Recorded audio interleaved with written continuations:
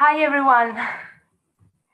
Hi, Marcela. Hello, good afternoon. Can you? We managed. Hi, I'm so sorry. I was using the other link and I think I couldn't. I simply couldn't. I wasn't allowed to turn on the camera. So yeah, Fine. We are fine. We're fine now. Great. Well, thank you very much for the invitation. We would like to thank you for the acceptance. My pleasure.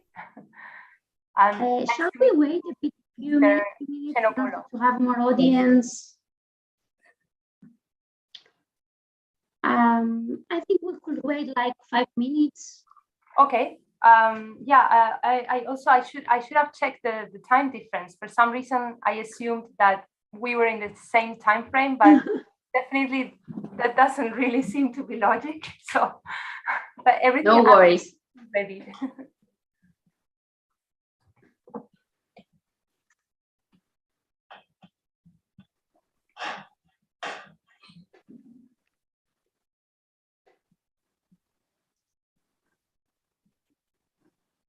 So how are things going, Cristala? It's been a few years. Yes, quite a lot actually.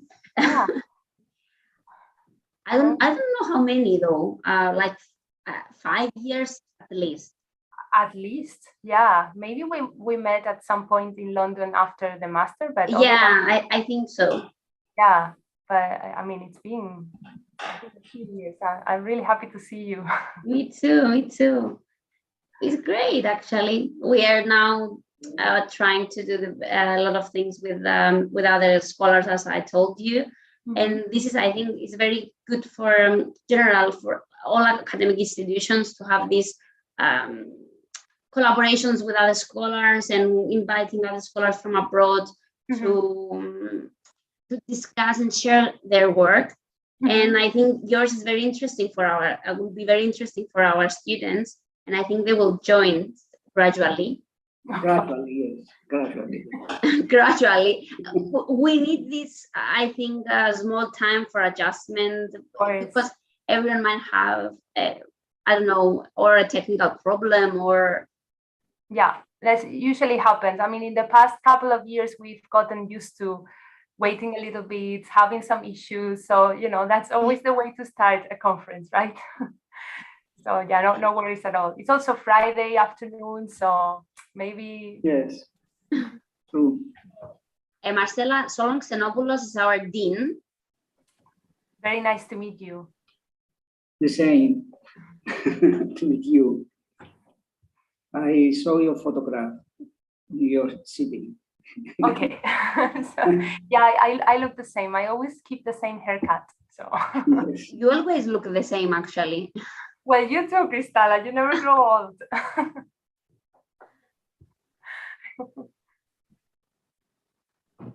Let's see. So do you also have Easter week? Yes, but not next week. The week after. Okay. All right. We have a small difference. Yeah. I remember that. Yeah, when we were at the Bartlett, you guys used to explain the difference in time. Yeah.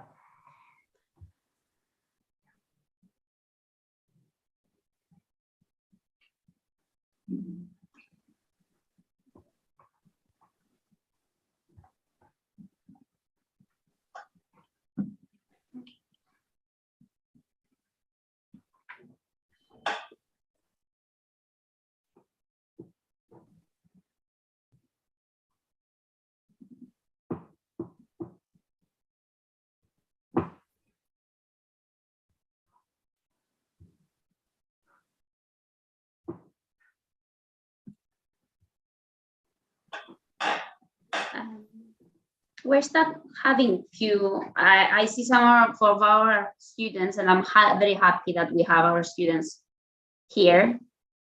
I hope we'll have more soon.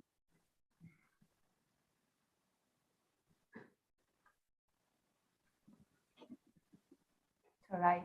I've been also organizing a few lectures this term in my university here in Madrid, and sometimes the attendance was just for some reason there weren't that many people attending, and in some other cases there were more, and it was difficult to really understand why, so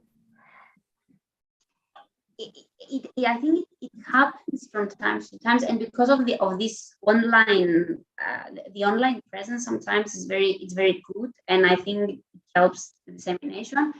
But I think at some point it misses a bit the what we were waiting to attend physically and be there and have the physical interaction. Yeah. And that's why I think sometimes we have some difficulties with the webinars. Mm-hmm. But I think the good part is that we can have the material afterwards, and then, for example, now is live stream, is also live stream. So this is the material that we can use further for even showing to our students. Yeah, that's great. Mm-hmm. That's great. But yeah, next time I would be very happy to go to Cyprus. I've never been to Cyprus, so you're more than welcome. More than happy to go and visit you there. Try to be during summer is better, I think. Of course, I will.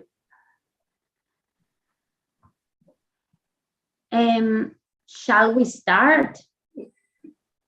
Maybe we should, because if somebody joins in and hears a sort of kind of gossip discussion, they will leave. Okay. Mr. Xenopoulos, do you want to make a welcome note? Just a very short comment. Okay. I'm really glad to introduce today. This is the first of a series of webinars that our department here in Naples University has planned for this semester. In fact, this semester we finish in about a month, and then we will have a new series of talks.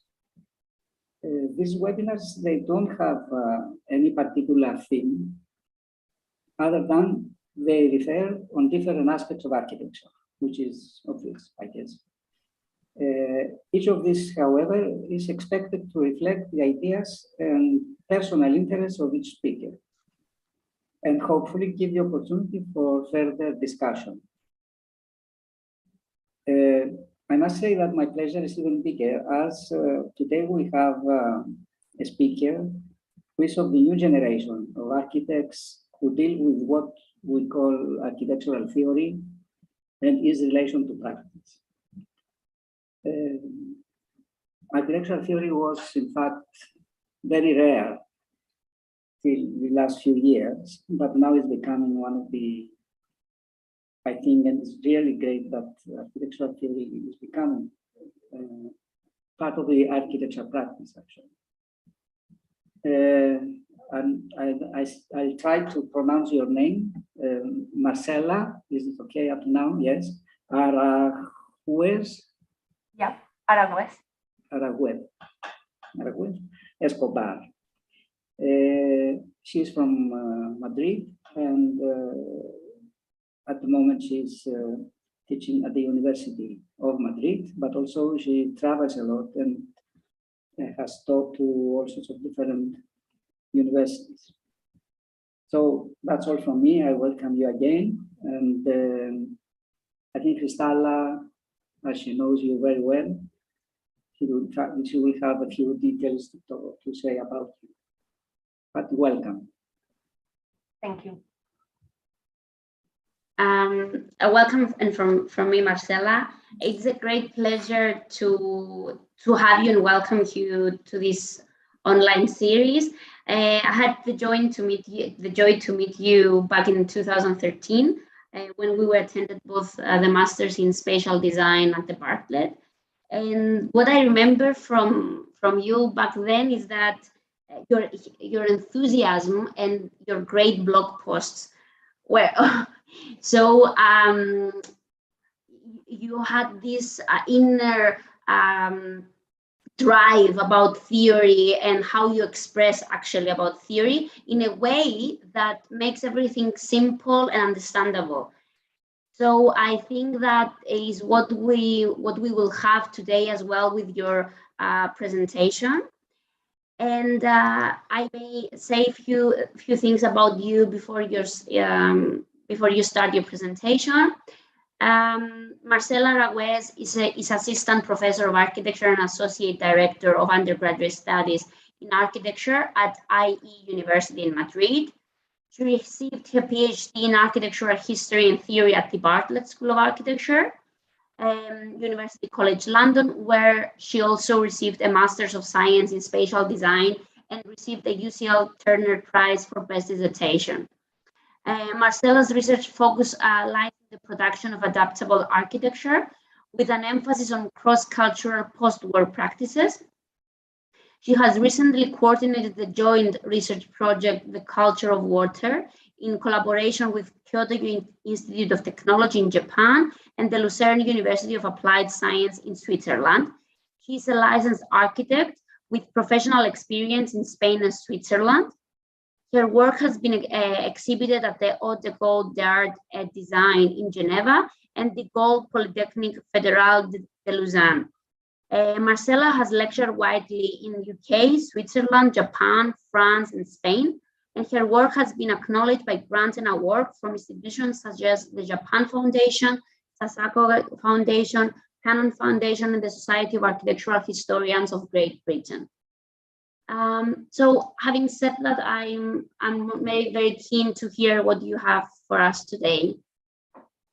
Thank you so much. Thank you, Cristala, and thank you, Solon, for your kind presentation and for the invitation. I hope this lecture is interesting to you all and can be also useful for those of you looking at this lecture afterwards. So I'm going to first share my screen, and if you just give me a moment.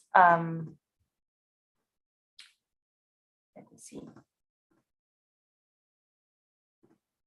So here we are. Can you see my screen? Yeah. Okay.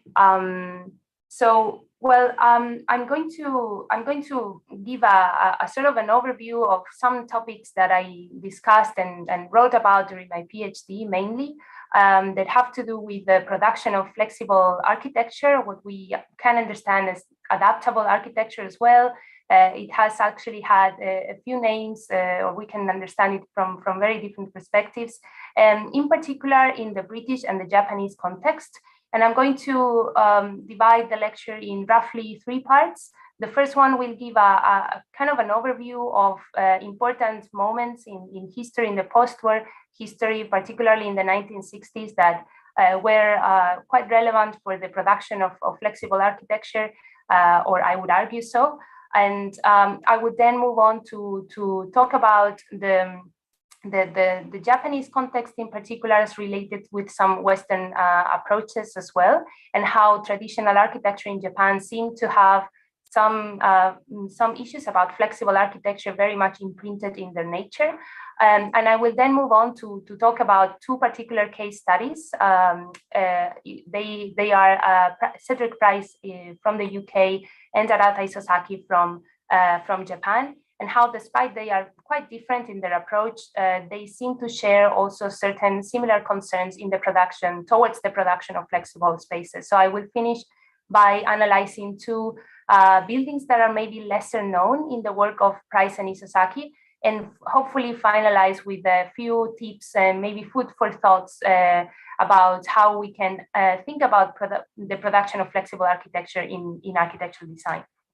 So in order to provide a little bit of context, I would like to start with this image, which is one of the first events that took place in the UK after the war, is the Festival of Britain in 1951. And in a way, the buildings designed there or materialized there, they really had this ethos of implementing experimental methods, and also they were very much designed to be able to be dismantled over the future. And And so it really showcases from almost from the very first time in the UK a set of temporal and structural innovative buildings in one place. And this the Festival of Britain was followed by some exhibitions that are also interesting to highlight during the 1950s that promoted more dynamic and social ideas in the art and architectural field. And especially interesting is the work of the independent group during the 1950s, with exhibitions like this one entitled On Growth and Form, that would be very relevant for architects such as Alison and Peter Smithson, themselves also dealing and being part of the independent group, that would at least try in theory to work with ideas related to growth in architecture in their production. Some other interesting groups in the art field that were trying to produce a sort of more open-ended, let's say, artistic production in that time was the work performed by the Fluxus internationally. They were really based not only in Europe, but also actually mostly in the UK, in the United States, and there were also some members in Japan. And so their investigations were related towards ideas of chance, temporality, and interaction with the audience by means of urban performances, participatory installations, and the production of provocative objects. And one of these objects or actions took shape as an example in the case of Gustav Metzger with his autodestructive art in 1960 in London, in which the art piece is not really a sort of an object itself, but it's really the action that is produced and the experience that the audience is able to have. So these kind of works have or quite they are linked with some other performances that were taking place on the other side of the world in Japan at the same time, like in the case of the work performed by Saburo Murakami, which is one of the founder members of the Zero Society, one of the radical groups that were emerging as well in the 1950s at the time. And this work has been actually considered quite pioneering. So it's not that they were copying the people from the Fluxus, it's that they were also themselves sort of rethinking the idea of how art could be something beyond the mere observation of objects. So works developed by groups like the Zero Society and the Gutai group with Saburo Murakami were followed by others, such as the Neo-Dadaists, which would be also performing some actions in Tokyo mainly, and particularly embodied in the work that would be performed by Masunobu Yoshimura. I would say one of the most famous ones. And so the art field in a way was really seen as a convenient platform at that time for social protest, and also to encourage citizen participation as a way to rebel against certain sort of political and social conventions. So it was at this same time when the Tokyo World Design Conference took place, which is a very famous event that brought together many architects and designers from all over the world in Tokyo, and it's famously known for being the event in which the metabolist movement in Japan was announced, was sort of presented, let's say, to a wider audience. So in that event, in that conference, so-called Metabolism Manifesto was presented. And in this manifesto, the members of the Metabolist group, they promoted a kind of a rejection of the existing city, and they aimed to construct a brand new national identity that would be neither attached to Western modernism nor to Japanese tradition. And at the same time, they would really promote sort of flexible principles of flexible architecture and urbanism, thinking that the city could be sort of in permanent change. So Tange's project for the Tokyo Bay, which is the one that you can see here, is one of the most famous that were presented at the time. And this one was followed by others such as Kiyonori Kikutake's Marine City, also from 1960, that actually keeps really close, let's say, relationships, not only conceptually, but also aesthetically with the work produced by the Archigram group in the UK. So in both cases, there was in a way a rejection of the existing city, and they were trying to really rethink the systems by which the city would be built from then on, with very, very radical proposals, and both sharing this idea of having a sort of a permanent or more or less permanent structure, and then replaceable elements that could change at a very rapid pace. So the celebration and really the start of the decline of these ideas promoted by the metabolists and also promoted in other contexts such as the UK by the Archigram group took place in the Expo Osaka in 1970. So we can see in the Expo a wide range of projects that again sort of experimented with this kind of temporality, and one of the sort of more straightforward ones was Kisho Kurokawa's Bottillon, but also Kiyonori Kikutake's Expo Tower that you can see here. And that again keeps a real, very particular similarity with Archigram's project for a tower that they designed earlier for the Expo in Montreal in 1967, that they didn't build, but that you can see they sort of speak the same language. And so the main space of the festival, of the Osaka Expo in 1970, was this so-called Festival Plaza. And I will come back to this building later on to talk about the production of the production by Arata Isozaki.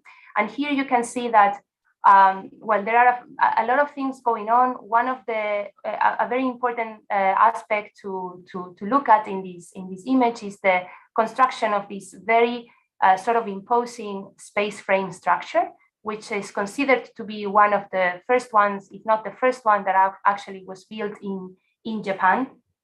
And so that was possible thanks to a series of structural innovations that would be happening in Japan and the West, and that would be really traveling around and influencing very much the work of people like Kenzo Tange and Arata Isozaki, who were the ones designing this structure.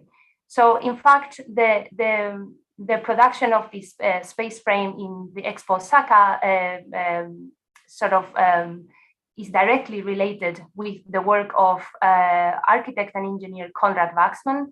And this is the example of one of his earlier projects for the US Air Force hangars that he never built, but his investigations in space frame were very, very important at the time. And actually he went to Japan in 1955 to give a workshop to some Japanese architects, including Isozaki, about the construction and the materialization of space frame structures. So there is really a sort of a very direct relationship between what was happening in Osaka and the work developed by Waxman. But also other works, like the one obviously developed by Buckminster Fuller, sort of promoted this idea that architecture would be devoid from the constrictions of a two-dimensional structural system. And so with the application of space frame and also tensegrity principles, one would liberate the space under which architecture is happening, or space is articulated.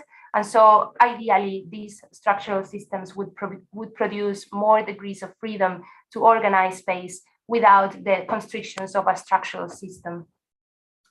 So at that time, structural innovations were coupled with other technical improvements regarding communication and information systems that really introduced new variables in how you would understand architecture and the organization of space and people. And probably one of the most sort of influential ones was the role of cybernetic technology. Cybernetics is roughly defined as a communication science based on the application of control and automatic systems that would produce feedback information. In the case of architecture, there would be a feedback information system between the building and the people using that building, so that the building would, in a way, ideally respond to the needs of and wills of people in the building. And so one of the most sort of connoisseurs or active members in the defense of cybernetic technology applied to architecture was Gordon Pasque, who was a British scientist that would collaborate his entire life with Cedric Price, actually, and we will see it later. And Pasque would define the role of cybernetic and its aim as that of providing actually a set of constraints that would facilitate eventual modes of evolution in a building. So cybernetics would be at the same time a control tool and also a tool that would allow buildings to sort of be much more flexible in the future. So here we could stop and consider that this idea of producing a responsive architecture or an architecture that changes over time was often coupled by a control strategy from the side of the architect. And there was, in a way, I argue, a paradoxical tension between control and freedom. So that was probably one of the reasons, aside from others, particularly among young architects in the 1960s, who started to question the role of these sort of rather utopian or radical, apparently free, but actually controlling architecture. And one of the events in which this was very evident was this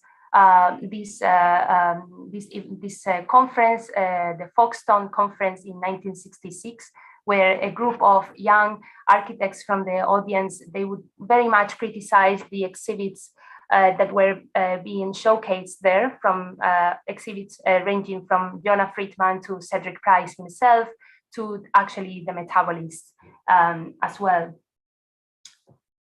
And so in this sense, it is worth bearing in mind how the production of flexible buildings has really often been regarded as both being liberating and constraining. And this is well explained by architectural historian Adrian Forty, who confronts two ways of understanding flexibility. So the first one would be flexibility as a property achieved by the creation of an incomplete architecture with systems defined to be flexible in the future.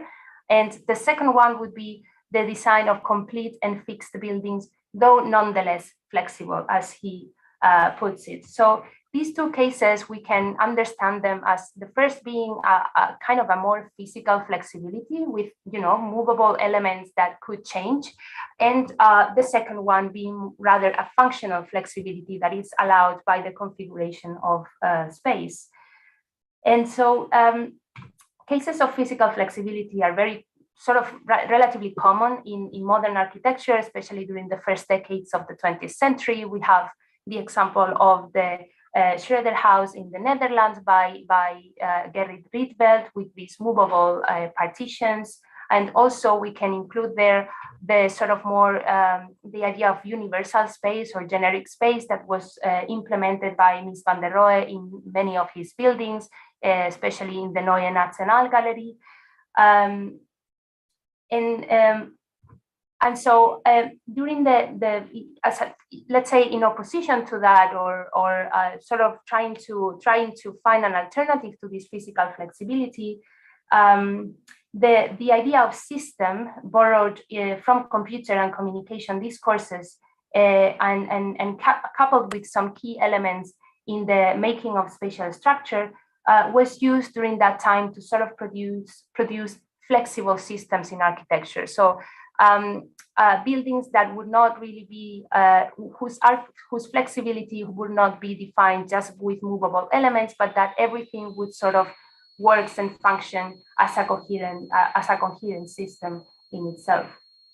And so it is precisely the existence of such systems in the shaping of flexible building that was really criticized by some contemporary architects at the time, especially coming from the Dutch context, and most notably by Dutch architect Herman Hertzberger. So he would say the following. He would say that flexibility actually produces neutral containers in which you can do what you want. He says it was that very neutrality that needled me, because that leads to neutral architecture, an architecture of boxes, containers you can use in different ways.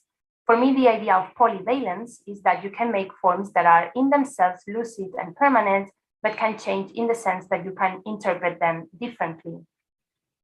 So this disagreement in conceiving flexibility in architecture by the creation of sort of pre-settled systems and physically modifiable buildings was a leitmotif for the creation of sort of an alternative, more functional flexibility on the part of architects such as Hertzberger himself and others in the Netherlands. So they would sort of draw upon this idea of organic vernacular architecture as being flexible in itself, but without really attending to any preconceived system.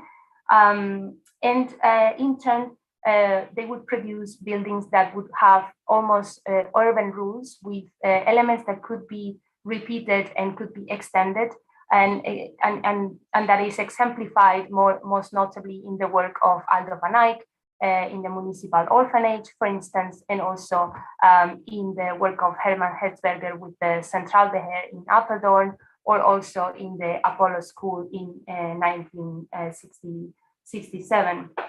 So interestingly, and here we shift a little bit to the Japanese context, this sort of sequential and organic understanding of fixed layout as something that can be considered flexible has been largely explored in Japanese architecture, and it seems to be particularly relevant and imprinted in the layout of traditional houses and temples. So here are just some aerial views of some very well-known temple compounds in Japan, where you can see this sort of organic organization.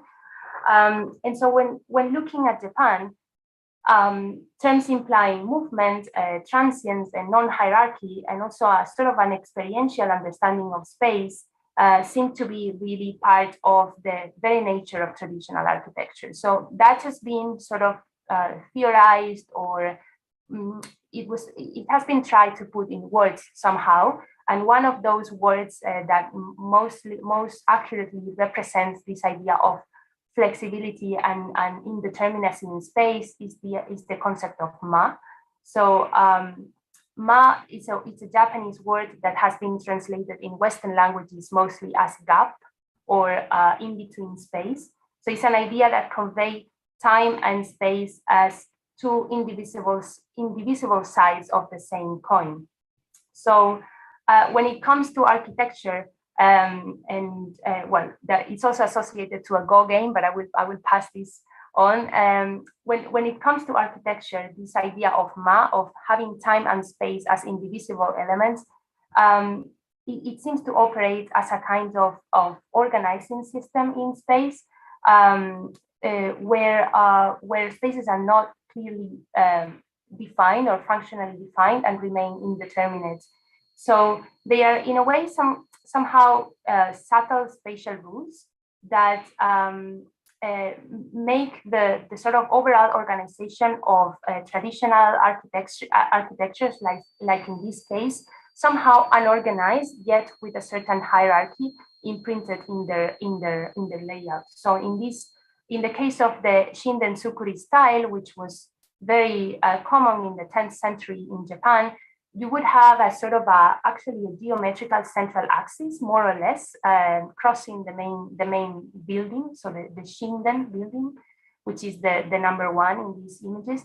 But then you would have a whole lot of different spaces that would be connected by corridors, and also by intermediate open spaces, in which functions are not clearly defined. So it is rather what is defined is the sort of the distance that you have to take to go from one point to the other, but not really the sort of the function that these spaces have. It's more about the distance and also the relationship with the outdoor spaces. So in a way, the indefinite nature of these corridors and the spaces in between is what really makes them suitable for the emergence of spontaneous activities. This is something that has been theorized by people like historian Nicolas Fievet, that really remarks these sort of possibilities that these buildings have in hosting a whole lot of different kinds of activities in their spaces without any particular hierarchy. And this creation of similar undefined spaces would also be present in other traditional styles that would come later on, like in the Shoin-tsukuri style, which was basically the one that was adopted by samurai residences in the Edo period, and also by the one adopted in the very acclaimed Sukiya style traditional building, most notably in the example of the Katsura Imperial Villa in Kyoto. This is the layout of the villa. So one could argue that this idea of ma, of space and time being sort of indivisible concepts in Japanese culture, is present in a wide range of ways in all these kinds of arrangements. So it's really present in the carefully planned distance between pavilions, in the in-between spaces generated by the corridors, and in the corridors themselves, which are defined by the movements of people along them, but can also be reversed into rooms. So this apparent organic articulation of these kind of compounds result in what sometimes has been defined as multi-layered space, in which a potential for experience and perceptual multiplicity is imprinted.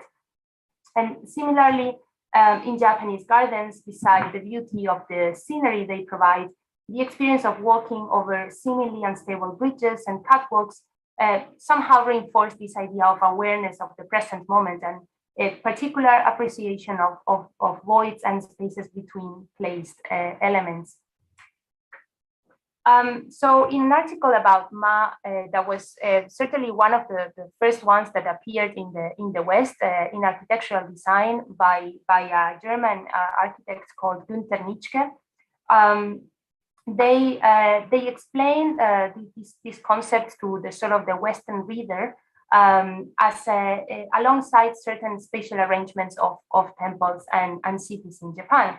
And actually this text very much draws upon a research that was developed in Japan earlier on in the 1960s by architectural historian Teiji Ito and also by Arata Isozaki himself. It was a research that I will come back later on, and that was very important for the understanding of the spatial configuration of Japanese cities and how there are sort of certain imprinted logics embedded within it. So it's actually this idea of ma, this concept of ma, that the term used by Isozaki to set a kind of a parallelism between his work and the ideas developed by Cedric Price, and in particular with respect to the integration of time in architecture. So Isozaki argues that, quote, looking back at the commonalities of viewpoints 40 years on, Cedric seems to have grasped time more as performance. And while to push the comparison even further, my own interest ran to the Japanese concept of ma, interval, which makes no distinction between time or space.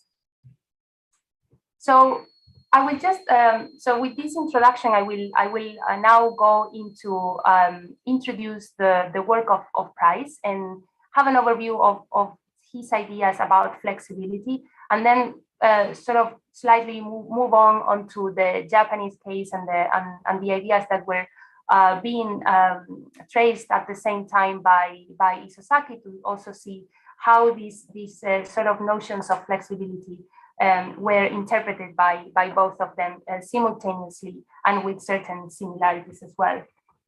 So actually, the work of Cedric Price and Arata Isozaki, it really differs from each other. So their comparison may seem odd at first sight, and this is not intended to be a comparison per se, but more like a confrontation of their ideas to see some common points.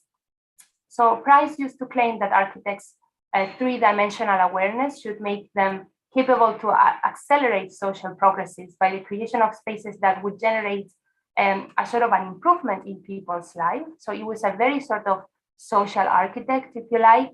Whereas in the case of Isozaki, he was not that concerned about the well-being of people in general. He was much more interested in producing a sort of certain kinds of phenomenological experiences. He's mostly well known for the postmodern stage of his work, especially from the 1980s onwards. And he's probably one of the Japanese architects that has built outside of Japan in a more prolific way. But the stage that I'm interested here and that I'm looking at in my work is the first stage of his production that has much more to do with the sort of metabolist approach, but at the same time it differs from the ethos. So I'm going to present a few ideas about Price's work in case you're not very familiar with, or some of you are not very familiar with his work. In a nutshell, Price would argue that buildings should have a very short and fixed life, so they fulfill a purpose, and once they have fulfilled this purpose, they are ready to go, so to speak.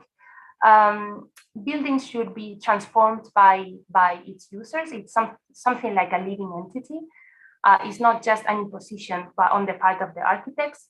The use of lightweight structures would facilitate these transformations and the dismantling of the building. He was always searching for what he would call the light in the built environment, so some kind of enjoyment in the experience of spaces that would seem sort of singular for the visitor. Something very important for him is that architecture was not always the solution to an architectural problem, and very notably, in some cases, he would simply recommend not to build anything if in the event of an architectural competition, for instance. Time would be for Price the fourth dimension of architecture, and here it has very much to do with what Isozaki would say as well. The effect of architecture upon its occupants is something that he would very much think about, how this really affects life and everyday activities upon the user. And first and foremost, he would promote participation inside the space and the interaction between the built environment and the user. He had also a very interesting and very singular way of representing his ideas. So this is a very nice slide that was published in Architectural Design, and you can see here that he would use these cartoon-like sketches with always people doing things. So somehow emphasizing the dynamism that his architecture would have.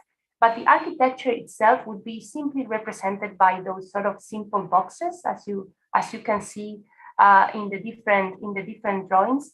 So it would really sort of be kept very, very simple. And in fact, when you go and see the sort of more technical drawings that he would develop, those drawings would be extremely dry. In opposition to his ideas about how people would populate the space, the drawings would be extremely technical and dry. So the architecture, in a way, that was promoted by Price had a sort of an infrastructural nature somehow, and an overall industrial appearance.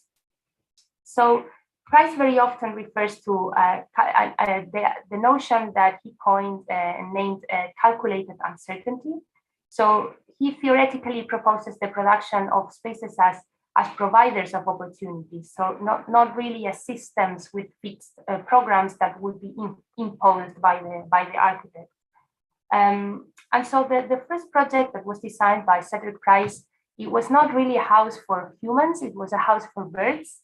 And it's the only one that remains built by, of the very few projects that he actually got built throughout his career, is the London Zoo Aviary. So if you go to London, it's still there. And so this is something, it's an interesting building structurally. It uses some tensegrity principles with the 4 posts that are in full compression, and that structural system is used in order to provide big spans for the birds to sort of fly inside the aviary more or less freely. And it's a walking aviary, so it has a sort of a central catwalk, a platform, so you can get in and watch the birds fly all around you. So the idea is that the platform would be built with a certain structural instability, in a way promoting this idea of not being very safe, or apparently not being very safe, coupled with this atmosphere of birds flying all around the building. And soon after the aviary, Price would start what is perhaps his most important project. It's the Fan Palace, and it's the one that is the most famous in his production. It was never built, and it was intended to be a leisure and learning facility that was designed together with theater director John Littlewood to be located in East London in the 1960s. And so it would be a building, or rather we would say an anti-building, in which the user would have the capacity to modify the space, and a cybernetic system would facilitate this flow of information between the building and the people inhabiting it. So you can see that here Price he always tended to represent his architecture intentionally undefined, and would really hate any sketch that would look too much like a conventional building. So you can see here that you can barely see the building. You can only see almost the effects that would and the actions that would take place inside.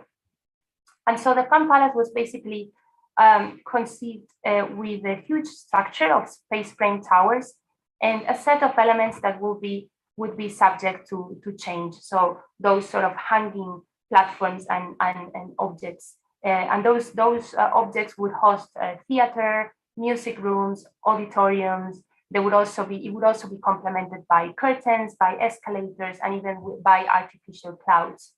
And so in the bottom of this slide, there is a text that reads as a kind of manifesto of the many things that someone could do inside the space. So there was nothing sort of mandatory, and at the same time, you would be urged to take part on the activities taking place inside the building, simply observe what's going on, really use the building as something of your own. And so with this work, Price is at least trying to completely dismantle preconceived ideas of what a building should be and how a building should look like. And he worked for the Fan Palace for a long period of time, but most intensely from 1961 to 1964. And it was just a few years later, in 1967, that Arata Isozaki would start working as the responsible architect for the design of the Festival Plaza, the main building of the expo, with the space frame that we have seen before. So actually, Price's ideas were firstly introduced in Japan by Arata Isozaki himself, and this is the book in which he sort of presents the work of Cedric Price together with other more or less radical architects from Western countries, from countries in Europe and also the United States. That would be in the 1970s when this book was produced, but already in the 1960s, when Price was working and designing the Festival Plaza, he was aware of Price's ideas for the Fan Palace. So he actually claims that, quote, incredibly, all I knew of Price's Fan Palace was that such a project existed, nothing precise.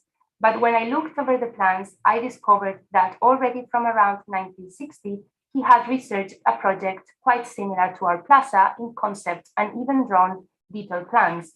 I remembered being more than a little flustered. So he wasn't being as innovative as he thought he was being. And here's the quote, sorry. So certainly one cannot really avoid seeing the very obvious similarities between the Fan Palace and the Festival Plaza. Both projects seem to convey not only in their formal language, but also in their functional goal, which was that of producing an interactive architecture where changes are expected and cybernetic technology would control the dynamics of future variations. So But the Fan Palace was planned with a cybernetic system, and so was the Festival Plaza as well.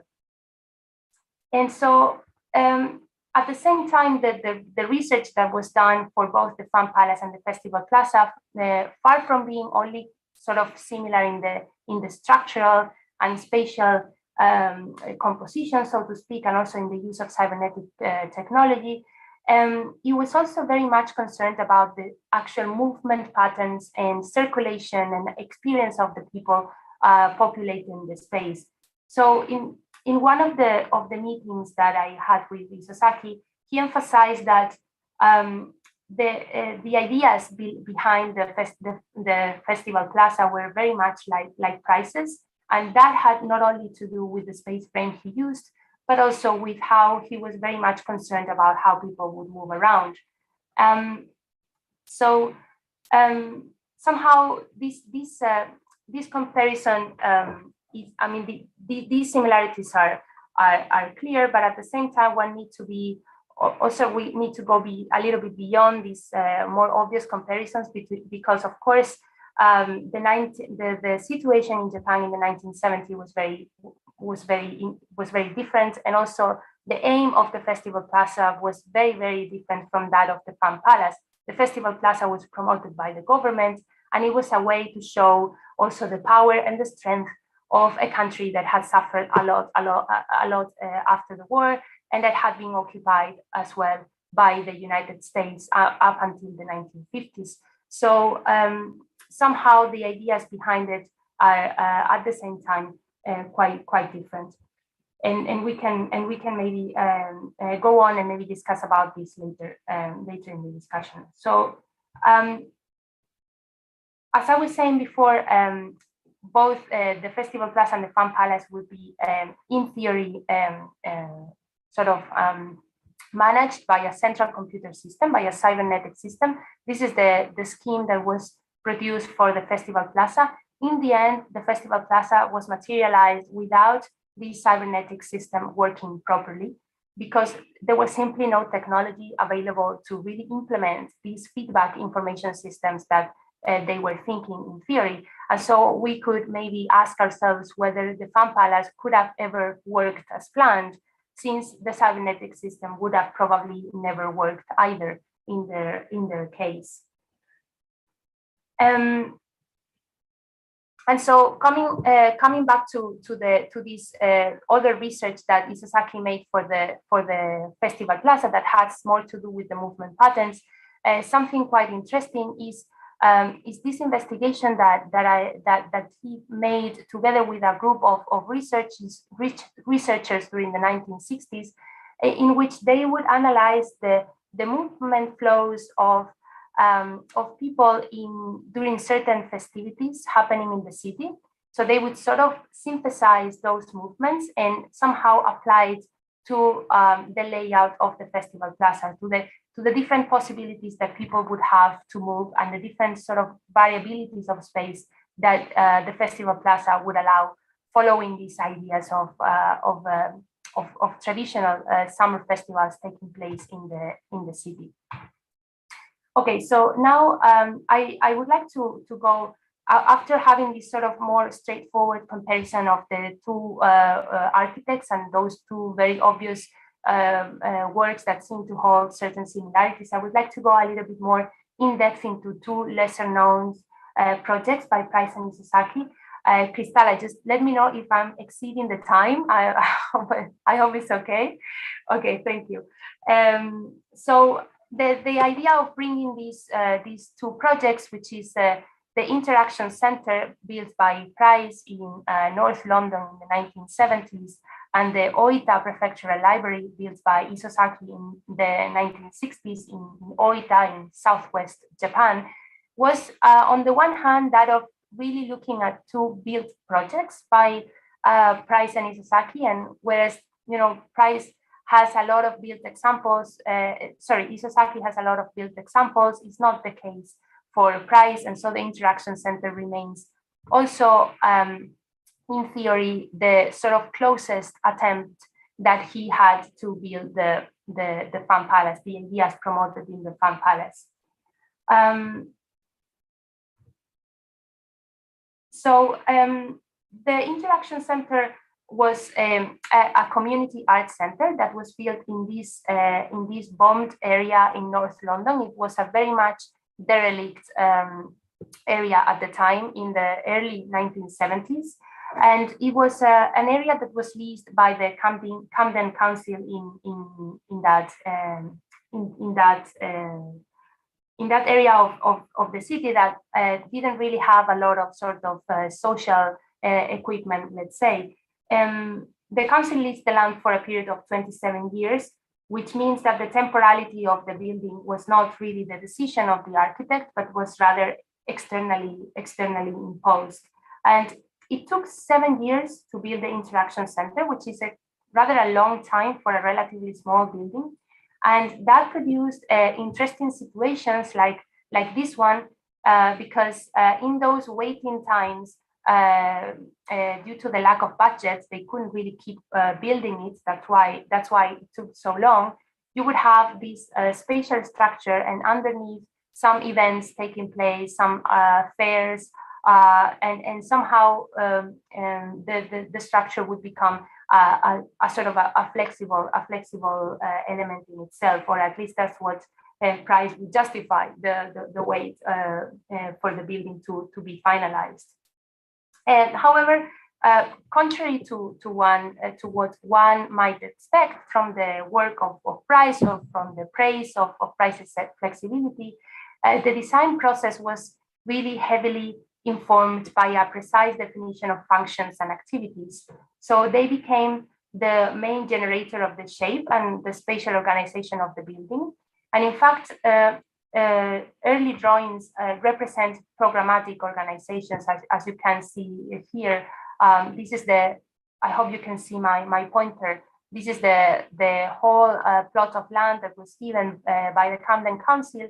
Is called Talaker, and this is the area where the building was inserted. And you can see already here like some bubbles hosting functions and precise functions that were sort of transformed into boxes very early on, and again labeled with very specific functions.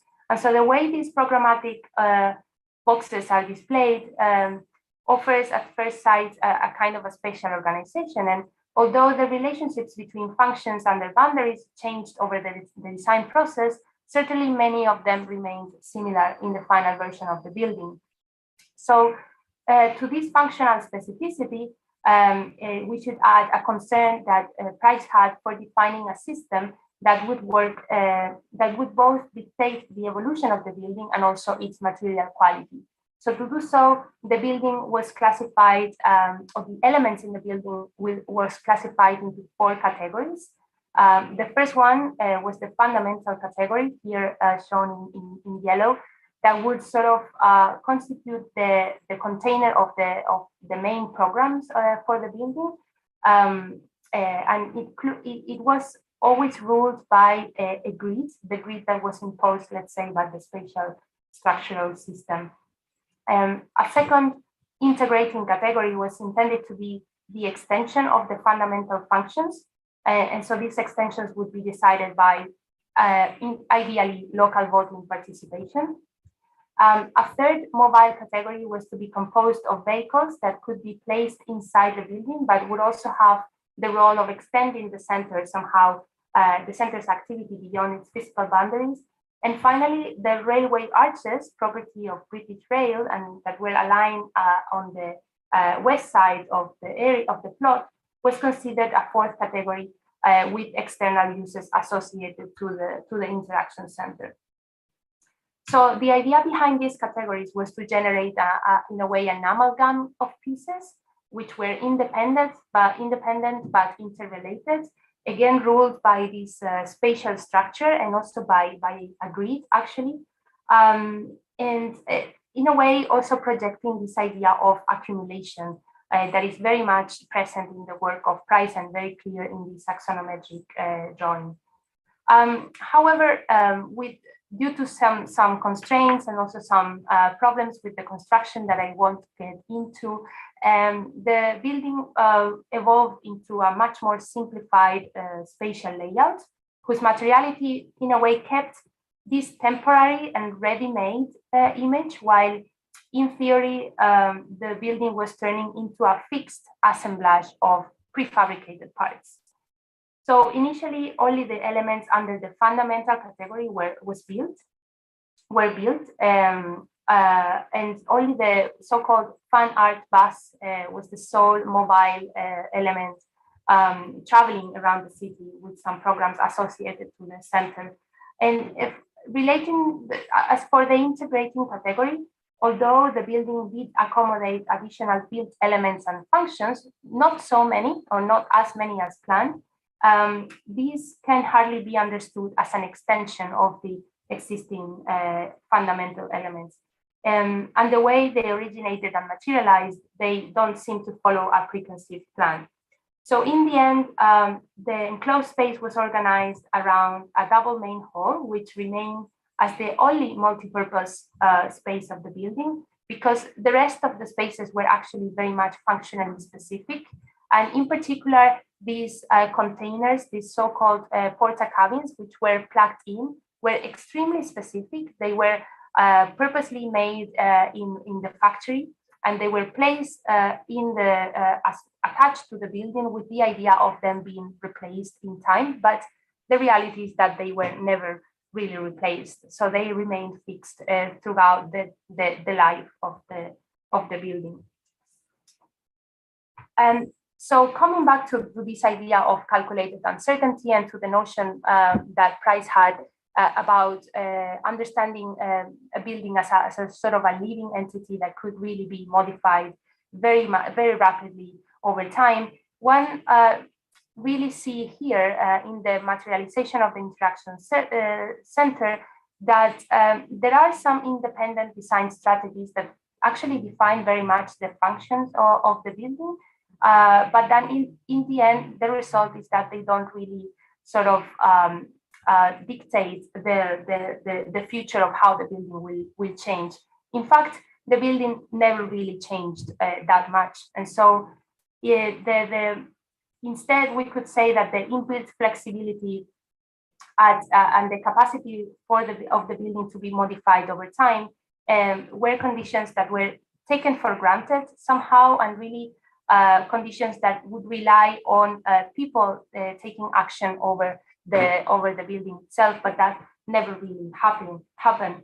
So to sum up this overview, the interaction center really evolved from a building initially conceived to be modified over time to a fixed construction accommodating variable activities.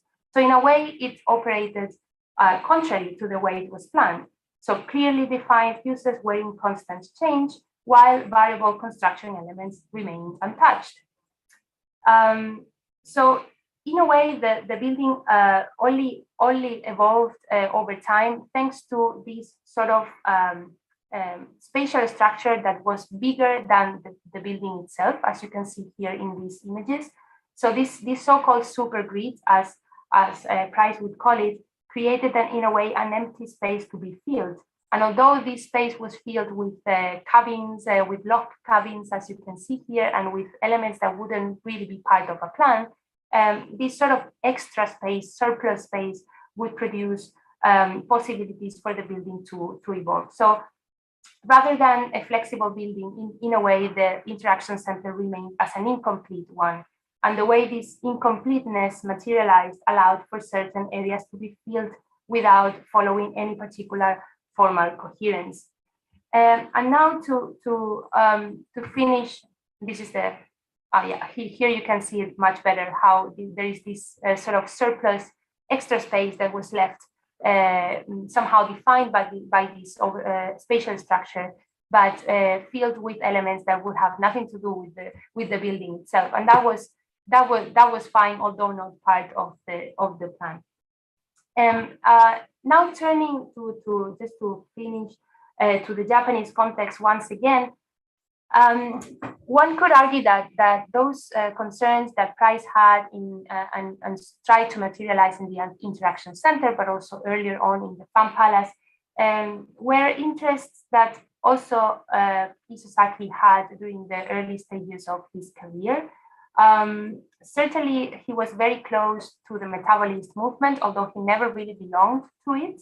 But of course, in projects like this one, which is the project for the cities in the air, you can see that there is this idea of producing a system that would be able to grow and also to have different elements that would be temporal at different paces.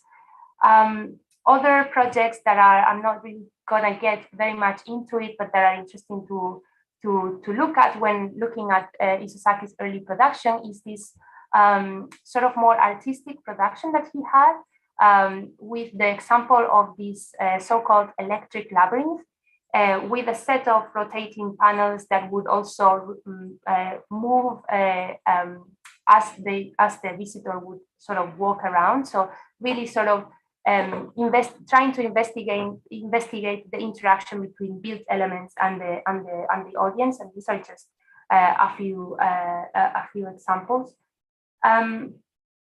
But of course, these sort of ideas that have more to do with the artistic realm that Isozaki was very much in contact with during that time is coupled with what I have introduced before about this sort of urban understanding and urban investigations that he would produce in the 1960s. Very much looking at the way organic cities would be ruled, or you could extract sort of spatial patterns out of it and apply them to the architectural scale. So this is the work I was mentioning before that he made together with the architectural historian Teiji Ito. It's called Japanese Urban Space. And the idea was to sort of produce an archive of urban forms, similar to what Kevin Lynch was doing with the image of the city, or Gordon Cullen was also doing in the concise townscape, but for the first time in the context of Japan, and understanding how some apparently chaotic urban arrangements certainly had a very interesting sort of spatial rules embedded into it. And it was very interesting. It's very interesting, this investigation, because they also compare it to some contemporary interpretations of these spatial rules. Here's the Tokyo Bay, for instance, in one of the pictures.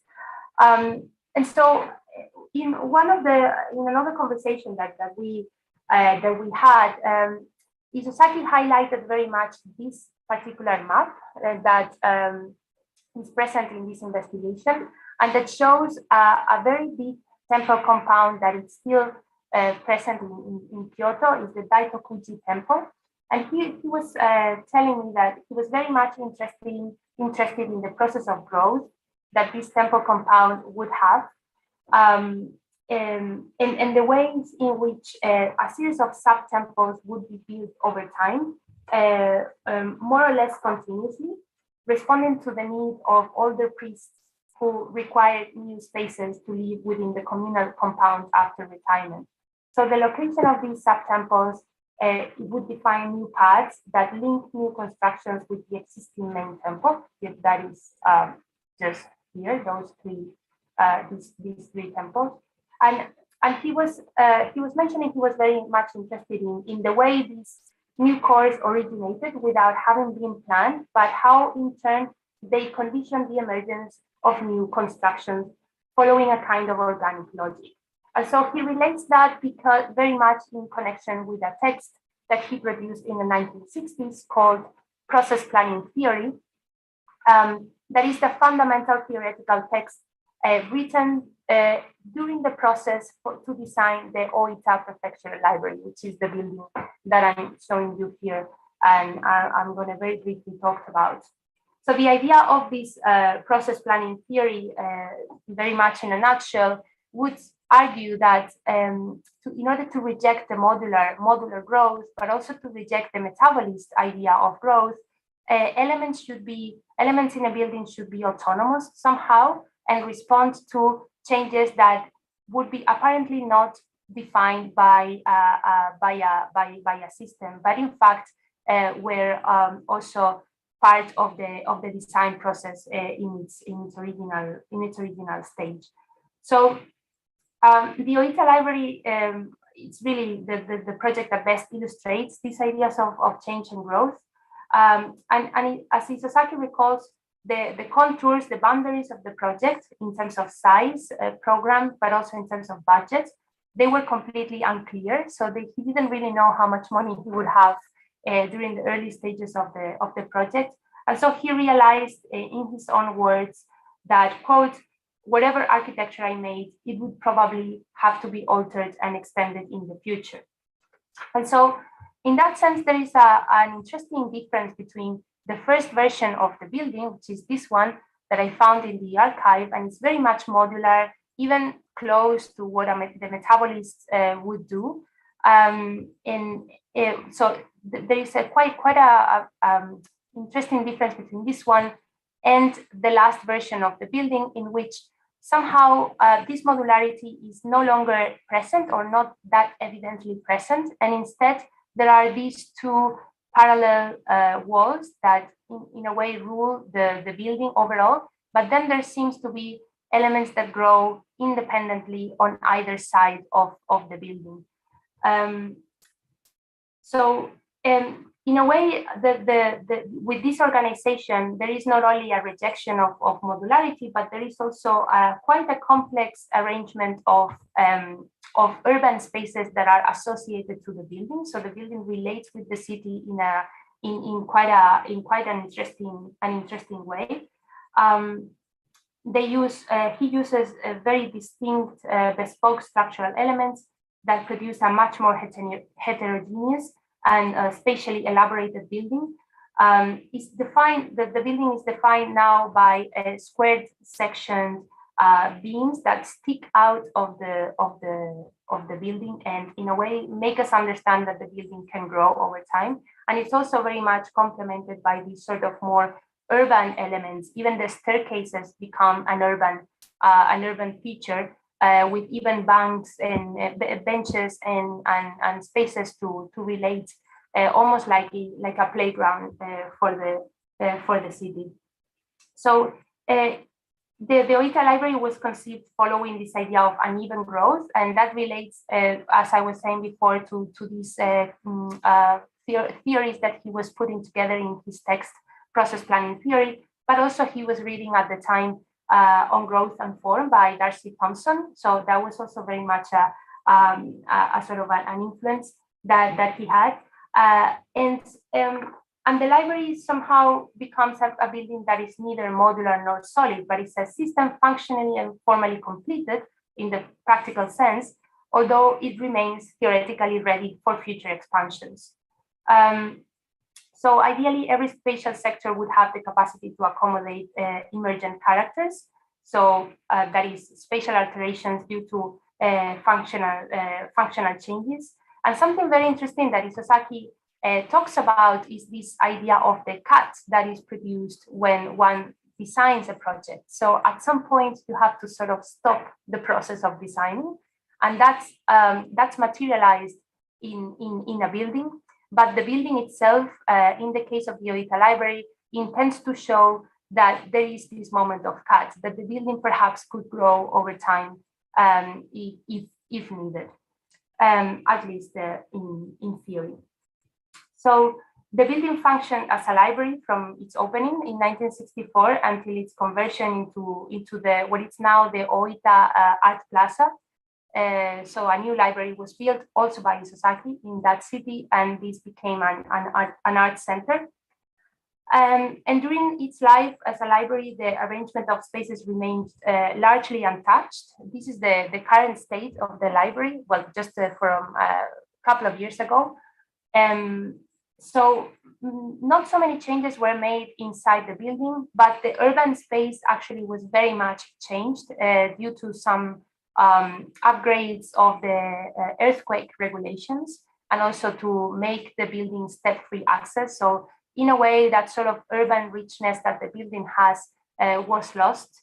And also some of the areas became very much transformed. So this ziggurat-like staircase that I was showing you before is not there anymore. And this facade particularly is very much changed. And instead, the building remains much more sort of inward looking. much more than it was before. So yeah, so this is this is the way it is shown now. So this sort of very interesting interaction with and the sort of the blurring of boundaries between the interior and the exterior that was produced by the building in the building was not really longer there. So it is argued in a way that there are some urban ideas that were implemented here in the design of the Oita library, although it very much remained as something quite theoretical. And the process planning theory by Sasaki somehow suggests that and the way it was implemented in the libraries, it suggests that the building can grow, but it actually never really grows. So it just keeps the image of something that is potentially changeable. And so that's the way it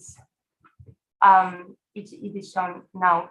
And so now, just very briefly, just to finish and maybe to just give some ideas and food for thought. After having investigated the work of and ideas of Price and Isozaki and introduced some of their context in the production of flexible architecture, we could argue that the production of an incomplete image, as we've seen in the work of the Interaction Center and the Oita Library, is in the end the most common of the outcomes in a design strategy promoting spaces for change. So we can see how this has happened in these two buildings. They never really changed as they were supposed to. The Interaction Center was never extended, and its detachable elements remained untouched. And the Oita Library never grew, but it eventually changed its function, which was something also quite unexpected. So to sum up, I would like to highlight in particular 6 distinct arguments that can be maybe somehow extracted from these design processes, and may also be interesting to further unpack as design tools for the production of flexible architecture. And so I would say that the first one has to do with the role of technology. So I call it technology from afar. So in a way, in the cases that we've seen, and in architecture at the time, technology was used as a system of thought. So it was rather a methodology, rather than as an actual design tool to be implemented in buildings.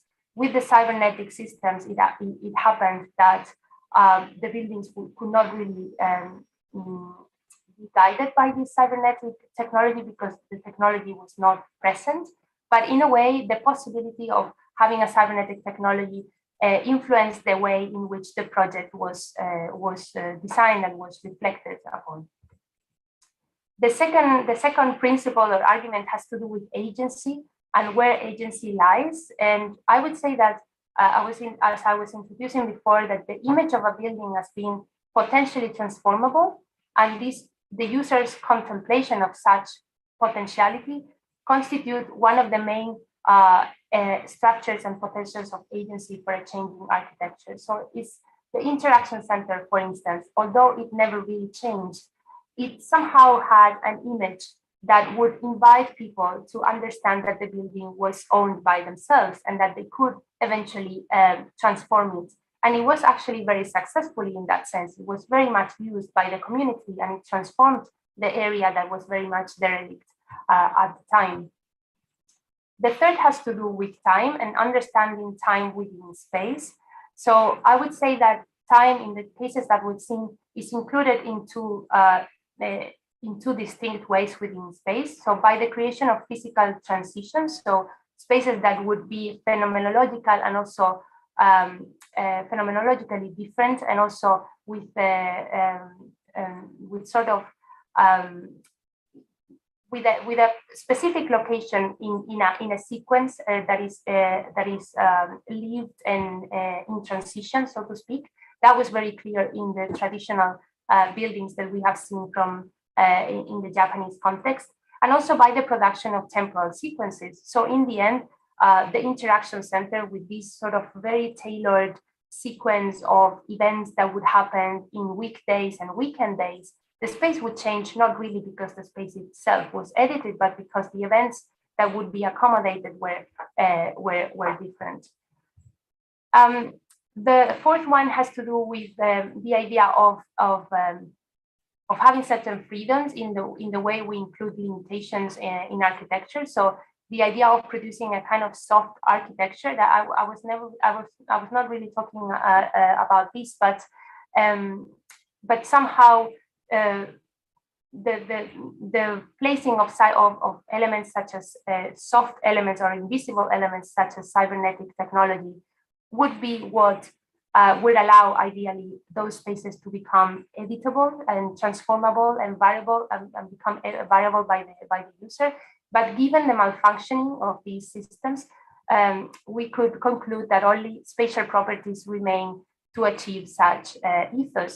And so if we go to the spatial properties that we may find as potentially very interesting, we can see that the use of boundaries, how the boundaries are blurred in very different ways in the cases that we've seen, were key to understand the buildings as something that go beyond the sort of the plot of land that they occupy. But also, as we've seen very clearly in the interaction center, this production of surplus spaces, of extra spaces that have no apparent function, were key to accommodate unforeseen activities and also unforeseen spaces that had nothing to do with the system the building would provide. And the last one would also have to do with both an abstract and material grids that in the end is ruling the spaces that we have been seeing much more clearly in the interaction center, but also present in both the Fan Palace and the Festival Plaza. And I would just like to finish with those with this sixth argument that in a way summarizes the previous five, and it's this double paradox that I encounter whenever we study a building that is supposed to be flexible, and it's that there seems to be a set of control strategies that allow this change and that need to be planned for a building to be flexible in the future.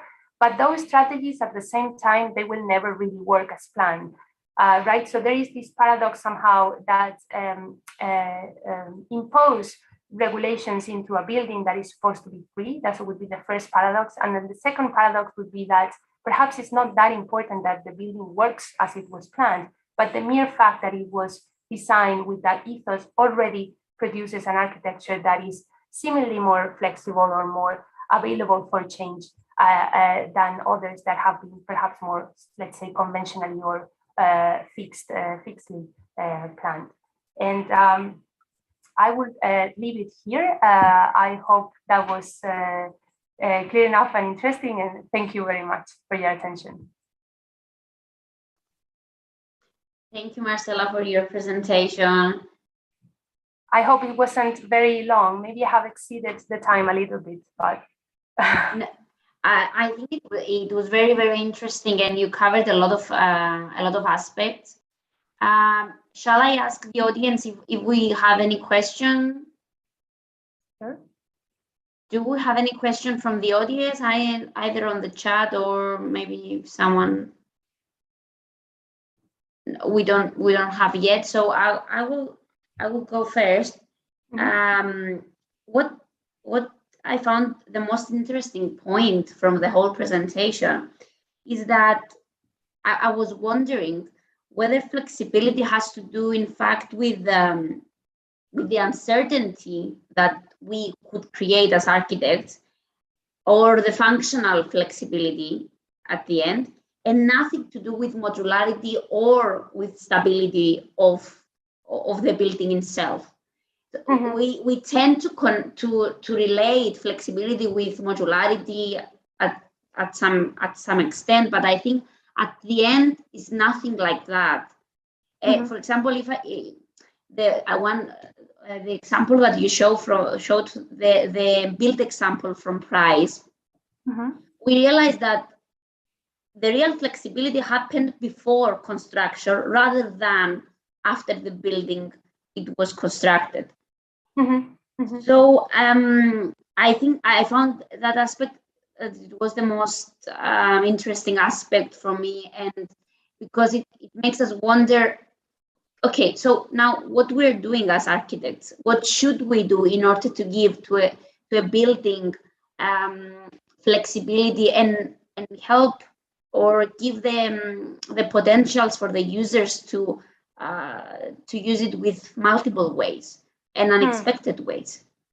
Yeah, so I mean that I think that so this point is really the key point in the arguments, that in a way what it's more obviously flexible, this idea of us being able to move stuff around, seem to be less efficient, also because they are very much planned by the architects in a particular way and bearing a very sort of clear way in which users will behave. And in the end, neither the users nor the building itself behave this way. I would actually say that spatial configuration, and with this I recall our times at the Bartlett, understanding how spaces are connected and how the sequence of spaces work within a building that is actually fixed. That's, I would say, the most important tool that we as architects have to provide a system, a spatial system that is rich enough to sort of accommodate functions that we can't and we won't be able to foresee in the design process. So I would say that the ideas, for instance, promoted by Hertzberger, in which you would have spaces that are very rich also volumetrically. But I would also say that in the OITA library that happens as well, in which there seems to be a system, but at the same time, each one of the spaces are very much tailored and specific. It's also about how they are connected. Those are the strategies that I would find most effective. And also for the future, I mean, now we are in discussions about how we have to we shouldn't build anymore, and we have to really make use of the permanence of buildings, because we're really destroying the planet. So it's very interesting to maybe associate these ideas with ideas related to adaptive reuse, and to see how the buildings that have had a long life, they are sort of arranged in a certain way that doesn't necessarily mean they are physically flexible, but they are functionally able to accommodate many different changes. So just to finish, I would say that the challenge here is not to produce, as architects, maybe not to produce just open floors, but really find a way to generate spatial configurations that are spatially interesting, but at the same time flexible. And based on what you said, I totally agree about that. And I think it was totally obvious from your presentation and the way that you explained the failures of those flexible structures. It came to my mind that to a certain extent, the work of Sana might address how this functional flexibility and the design of the spatial configuration, it is to a certain extent specified, but at the same time it allows multiple things to happen. Absolutely, and that's a good example, because Sejima carefully controls every single space and every single square meter that she's designing in her buildings, and also with Nishizawa. But at the same time, you feel, especially in buildings like, of course, the Rolex Learning Center, which I did that work, if you remember, Cristala, years ago, and also in others, you see that there seems to be a certain freedom of how the space would be used, and it could be a museum, but eventually it could be transformed into something completely different, and yet it's also spatially interesting. So there are a lot of intricate articulations going on. Also, the material investigation is quite interesting in itself, and it's nothing like an open floor plan. So it's not a generic space at all, yet it's also very flexible. And I would also say that maybe examples such as La Catone Basal you know, they in certain projects they also do at least try to perform this kind of functional flexibility. There is the School of Architecture in Nantes. I think they play quite interestingly with this idea of extra space, although perhaps they leave too much of extra space in there. But I think that's also a good example to bear in mind in this sense. Yeah. Great. Thank you so much. Thank you. Do we have any other questions? I don't know, Mr. Xenopoulos, if he has any question, or anyone other from the panel. We can't hear you, so you have to.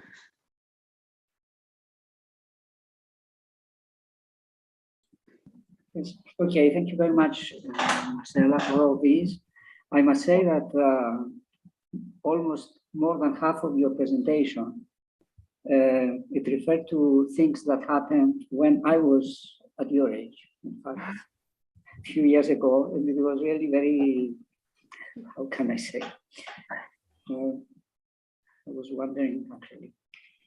Yes, the other thing I would like to comment is that I still, it's not very clear to me what do we really mean by flexibility.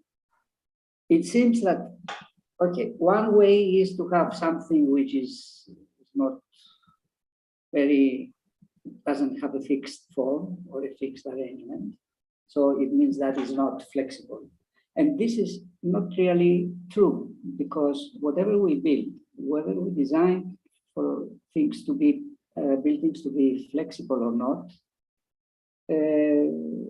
they do change. They do change. I mean, the examples we have, you have in your country. And for instance, neoclassical architecture is all very fixed. I mean, very strong.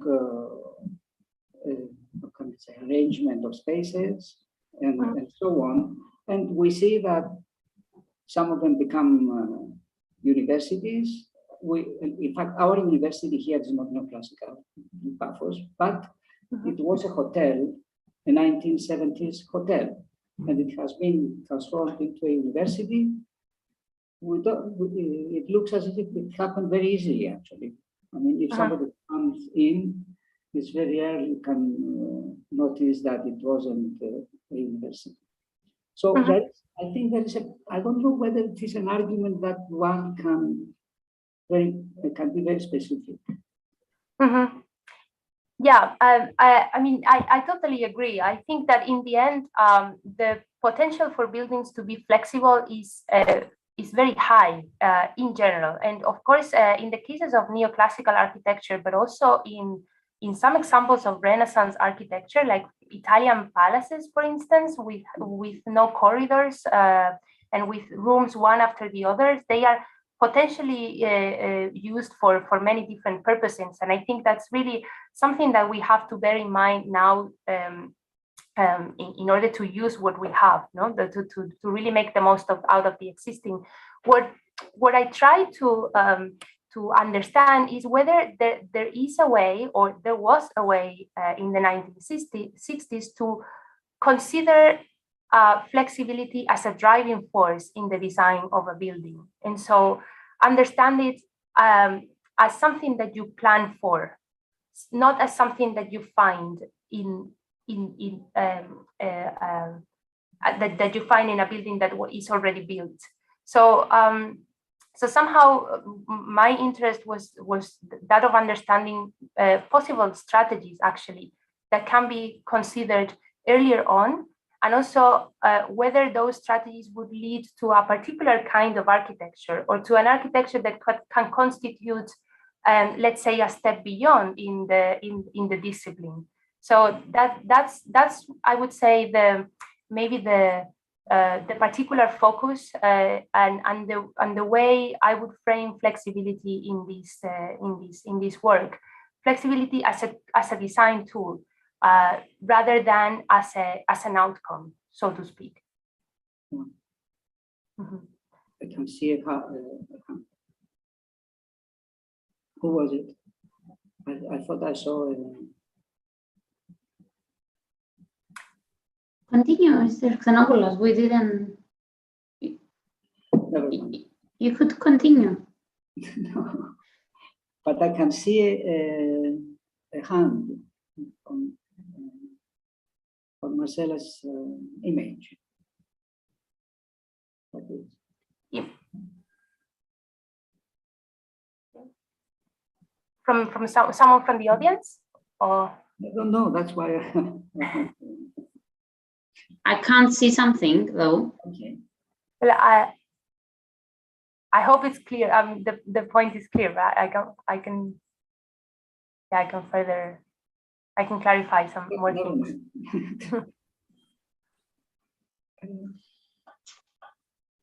Okay. I think the other thing that I found really interesting from this discussion is about movement and the way that we can start thinking about movement within buildings in order to define, or to let's say if we had in mind to create a flexible building from scratch, then one aspect that we should consider is movement. Mm-hmm. And I think it's sometimes neglected, that aspect, Mm-hmm. from the whole discussion about flexibility. We think that's why it's so obviously associated with the modularity and change. But I think at the end, it's very, very important the way that people move within the building. Mm-hmm. Yeah, I absolutely. I mean, I think that designing from the way navigation happens inside a building and what you encounter, that provides a very rich architectural tool. I would say, because it really you can really shape a space depending on how the sort of the sequence of spaces range from the street to the interior of the building, but also how perhaps different users are going to experience and move around the building in a particular way. So movement becomes somehow a very specific tool that is tailored for programs that are very clear, for users that are very clear, and that shape fixed spaces, but at the same time allow to sort of define a building following circulation, which is a kind of a how can I say, like a, well, maybe unexpected, but also it provides an alternative way of understanding how rooms, let's say, are arranged, because I guess it also has to do with the three-dimensionality of a building or an architectural space. So then navigation, once it doesn't only is concealed to the two dimensions, and it takes into account the volume of the space, then it becomes an even more richer design to work with. So I totally agree. I feel like, in the case of traditional Japanese architecture, in those palaces, the circulation of space is definitely what's defining. It's the one thing that is defining those the arrangements. Of course, there are other aspects like the views that you would have towards the garden and things like that. But there is nothing like, geometrical rule or nothing seemingly about functional arrangements that is ruling the organization of the space. And I find this extremely, extremely rich. And I think it's something that our students should acknowledge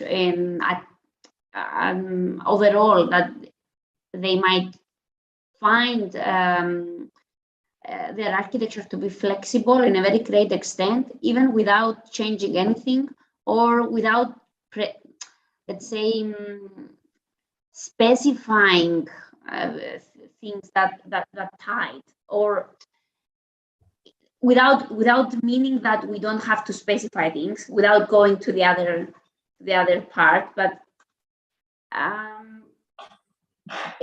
from the discussion, I realized that you believe that we do have to define some aspects. Mm-hmm. Is important to have a control, let's say, at some point. Yeah, so that's I think the point of it. So even more so when you are trying to define something that is supposed to be flexible, you have to have a whole control over that space. So I think that's something that sometimes I feel architects tend not to acknowledge, because, you know, the idea of a flexible architecture that is given to the users, it feels like, you know, it has very much to do with social participation, with things like that. And I'm not saying that that cannot be included, but definitely the role of an architect, of the group of people that is designing the building, be that architects and an extended group of people, they need to be very much, it needs to be very much sort of research and control. And so that's I think what perhaps makes the difference between a generic space that can be flexible in itself and something that maybe can make a little bit of a difference and produce a more sort of singular or interesting spatial experience for the users of that building. Great. We do have a question from the audience, from Teresa. I will read it. I find interesting the inclusion of spillover spaces which can take new roles anticipating change. These spaces are often catalysts for social and creative exchange. So exchange perhaps could be planned but enabled through design. Yeah, I mean, yes, but at the same time, I would say that those spillover or extra spaces that are available in around the building are actually planned. So perhaps you're not planning how they're going to be modified in the future, but you are planning the existence of those spaces. And I think that's really perhaps what we have to bear in mind when designing a project, is to think about what it is beyond. What can we do beyond the mere program, beyond the program that this building needs to fulfill, and how perhaps can we give let's say extra spaces, although fulfilling the programs and the needs that this building requires, so that in the end something unexpected will happen in them. And what I would say is that we shouldn't really simply plan a space that is unqualified. And I would say that in a way, in the Interaction Center, although that was more or less successful, that was really what happened. You know, that there were some spaces that, of course, were related to a garden, and they in the end became used, but at the same time, they were left a little bit like they're empty. They had some, at least the overall structure, but perhaps now with our contemporary eyes, and looking at other examples, I think Kristara, you mentioned in Sanaa, that's a very interesting reference. Maybe we can think about other ways to plan those empty spaces for change to happen. From the discussion, what I find really interesting is that from my research with schools, I found that those leftover spaces, if they are designed in a way that they're not related with the building itself, they might be some not that good places, let's say. So I think that, building on your argument, I think that it's important, we as architects, to plan those leftover spaces in relation to what we are doing with the rest of the building, and rather than leaving them as leftovers and expecting that something could happen. Exactly, yeah, and taking the same care for the planning of those leftover spaces than the care we take for the ones that are very much specified. So you know, even with more care, because it's relatively easy to plan a bathroom or a kitchen or a living room, you know, and everyone know how this works, but those leftovers need to accommodate the potential of the very different activities, and that's where the challenge, I think, comes in. Do we have any questions from the audience? I don't see anything in the chat. Do we have anything else to add, Mr. Xenoboulos? No, I would just say something that keeps coming into my mind after this discussion. that we are in a way somehow, I don't know, we are designing architects, structures and spaces. I wrote it down, not to forget, that provoke unforeseeable and unplanned users. That's what we do all the time, I think. Absolutely. And we can't change that. We don't know what's going to happen. So that's the almighty role of the architect is never really the case. So bearing in that mind. A quote that you wrote on your presentation from Centric Price is that architecture is not always the solution to an architectural problem. I think we have to get over that and realize that we can't solve everything. Yeah, absolutely. Yeah, there is this anecdote by that happened with Cedric Price. Actually, he got a commission by a couple to, I think it was to build a house or something, and he went to the first meeting with that couple, a man and a woman, and after the meeting he concluded and he told them that they didn't need a new house, they needed a divorce. So, and that's something quite famous that is always quoted in in lectures by Price. But in a way, it represents very well the fact that sometimes you rather not do anything. And there are famous examples. I think it was for a competition in New York that Price simply, the entry by Price was not to do anything, and was instead kind of a system of for people to interact in an open field that was left as a sort of an urban park. So I mean, that may be too extreme, but I think it's a good thought to always bear in mind.